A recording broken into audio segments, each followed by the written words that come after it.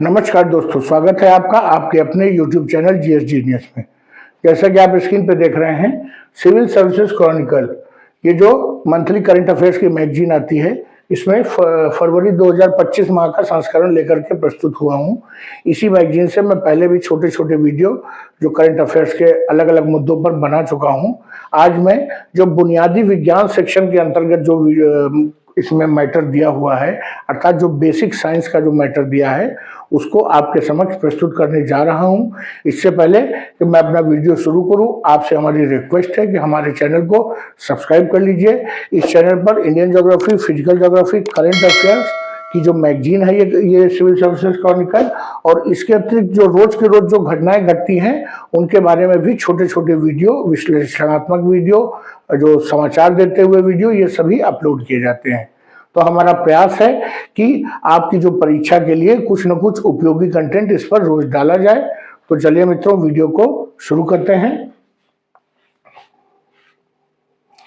Bio bitumen का प्रयोग करके सड़क जो है का निर्माण करना, ये हमारा पहला टॉपिक है।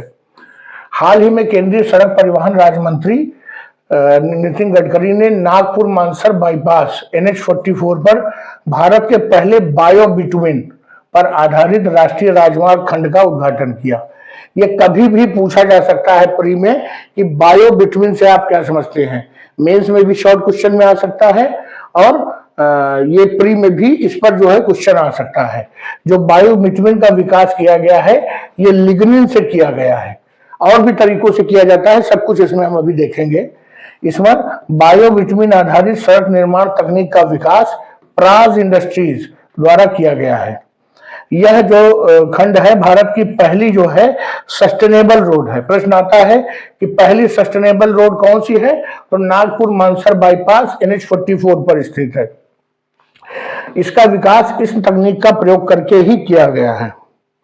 जो बिटुमिन है, जिसे हम लोग जो साधारण रॉ भाषा है, अपने आसपास बोलचाल की भाषा, जिसे हम डामर कहते हैं या कोलतार कहते हैं, काले रंग का प्रोडक्ट होता है। आपने देखा होगा चिपचिपा प्रोडक्ट होता है, और जब सड़क बनाई जाती है तो उसको कंक्रीट के साथ मिक्स करके या उसके बाद उसकी लेयर बिछाई जाती है एज ए बाइंडर, तो उसी को बिटुमिन कहते हैं। ये कच्चे तेल से उत्पादित है। जो रॉ ऑयल है, हाइड्रोकार्बन्स, उनसे जो है इसका एक जो है बाई प्रोडक्ट है। ये जब हमारा ये जो तेल का शोधन होता है जो रिफाइनरीज में, तो ये एक बाई प्रोडक्ट के रूप में निकलता है। ये जैसे आपने देखा होगा ग्रीस निकलती है, वैसे ये भी उसका एक बाई प्रोडक्ट होता है। इसका निर्माण जो है बाइंडर के रूप में किया जाता है, जो गिट्टियों को आपस में चिपकाता है। ये जो भारत अपनी आवश्यकता का जो कुल बिटुमिन का 50% जो है बाहरी देशों से आयात करता है, और भारत सरकार को प्रतिवर्ष 25,000 से 30,000 करोड़ रुपए केवल बिटुमिन खरीदने पर खर्च करना पड़ता है। आप समझ सकते हैं कि अगर ये जो हाइड्रोकार्बन्स वाला बिटुमिन है, इसका कोई विकल्प निकल आता है तो कितना पैसा बचेगा, जो देश के विकास में, डेवलपमेंट में, और जो मानवीय डेवलप विकास है उस पर खर्च किया जा सकता है। जो बायो बिटुमिन है, ये पारंपरिक पेट्रोलियम आधारित जो बिटुमिन है उसका एक अच्छा विकल्प बन सकता है। ये जो बायो बिटुमिन है, ये पेट्रोलियम आधारित बिटुमिन की तुलना में कम ग्रीन हाउस गैसों का जो है उत्सर्जन करता है। इस तकनीक को अपनाने से प्रतिवर्ष 4,000 से 4,500 करोड़ रुपए तक जो है विदेशी मुद्रा की बचत हो सकती है। और 2023-24 में जो बिटुमिन की खपत थी भारत में 88 लाख टन थी, और एक साल में ये बढ़ करके 100 लाख टन जो है खर्च हो जाएगी। इसे अर्थात बिटुमिन की जो डिमांड है वो लगातार बढ़ती जा रही है। अभी जो बायो बिटुमिन है वो बनता कैसे है? ये जो फसल की जो ठूंठ बचती है, जिसको कि हरियाणा पंजाब वाले जलाते बहुत हैं, उससे बन सकता है। वनस्पति तेल, अर्थात जो हमारे होटल इंडस्ट्रीज में जो तेल एक बार यूज करके, 2 बार यूज करके जो उसका नियम है कि उसको डिस्पोज कर दिया जाए, उससे भी ये बिटुमिन बन सकता है। और शैवाल से बन सकता है।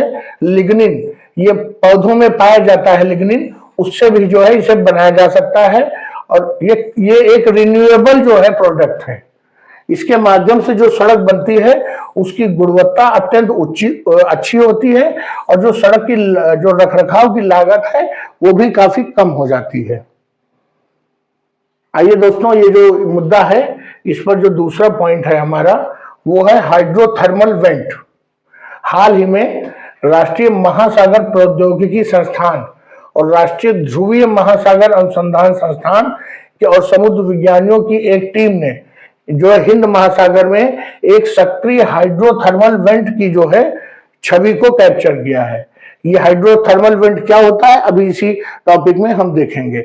और इसकी जो खोज हुई है वो हिंद महासागर से सतह से 4500 मीटर नीचे जो है एक जो स्वचालित अंडर वाटर व्हीकल है, जैसे कि ड्रोन होता है, समझ लीजिए पानी में वैसे ही ये चलते हैं, उसके माध्यम से किया गया है। इस खोज को डीप ओशन मिशन और समुद्रयान मिशन के जो लिए महत्वपूर्ण माना जा रहा है, बड़ी उपलब्धि मानी जा रही है। ये जो हाइड्रोथर्मल वेंट होते हैं ये समुद्र में पाई जाने वाली एक भूवैज्ञानिक संरचना है।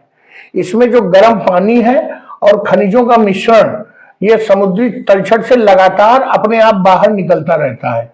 ये सामान्यतया जो है जो ज्वालामुखीय क्षेत्र है जहां पर जो हमारी टेक्टोनिक प्लेट्स है वो एक दूसरे से दूर जाती हैं, नॉर्मली ये वहां पर निकलता है, समुद्री पर्वतमालाओं पे निकलता है या टेक्टोनिक प्लेट के बीच में निकलता है। और यहाँ पर जो पानी निकलता है वो 350 डिग्री जो सेल्सियस तक गर्म हो सकता है। इसके साथ बेरियम, कैल्शियम, सिलिकॉन आदि खनिज भी जो है बड़ी मात्रा में बाहर निकलते हैं। ये जो हाइड्रोथर्मल वेंट होते हैं इनका एक अपने आप में अनूठा जो है पारिस्थितिकी तंत्र होता है। यहाँ सूर्य का प्रकाश इतने नीचे नहीं पहुंचता है, लेकिन उसके बावजूद जो सूक्ष्म जीव हैं वो एक गर्मी के कारण जो है यहाँ पनपते रहते हैं। और ये जो बैक्टीरिया जो है ये यहाँ से जो रसायन निकलते हैं उसका उपयोग जो है एनर्जी के लिए करते हैं।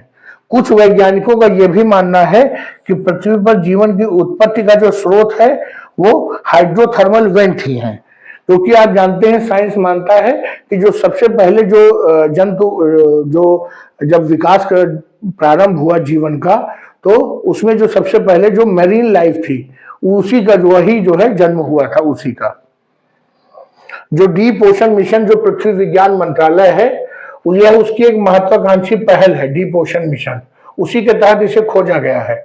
इसमें महासागरों की जो गहराई में स्थित जो संसाधन है उनका पता लगाना इसका उद्देश्य है।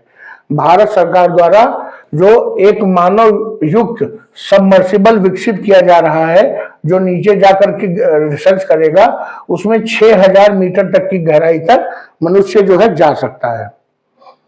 इस पर एक क्वेश्चन है, उसको देखते हैं। हाल ही में खबरों में रहे डीप ओशन मिशन के संबंध में जो कथन है उन पर विचार करिए। यह पृथ्वी विज्ञान मंत्रालय के तहत 2023 में शुरू की गई भारत सरकार की प्रमुख योजना है? नहीं, गलत है।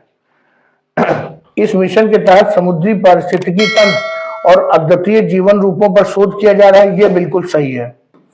यह मिशन महासागरों के वातावरण, जलवायु परिवर्तन और उनके अध्ययन से संबद्ध नहीं है, ये है। तो इसका केवल जो सेकंड पॉइंट है वो सही है कि इस समुद्री पारिस्थितिकी तंत्र और अद्वितीय जीवन के रूपों पे जो है इसमें शोध किया जाता है। तो मित्रों, ये जो बुनियादी विज्ञान वाला सेक्शन था वो यहीं पर समाप्त होता है। अगर आपको हमारा वीडियो अच्छा लगा हो, विश्लेषण प्रेजेंटेशन अच्छा लगा हो तो वीडियो को लाइक करिए, चैनल को सब्सक्राइब करिए। धन्यवाद।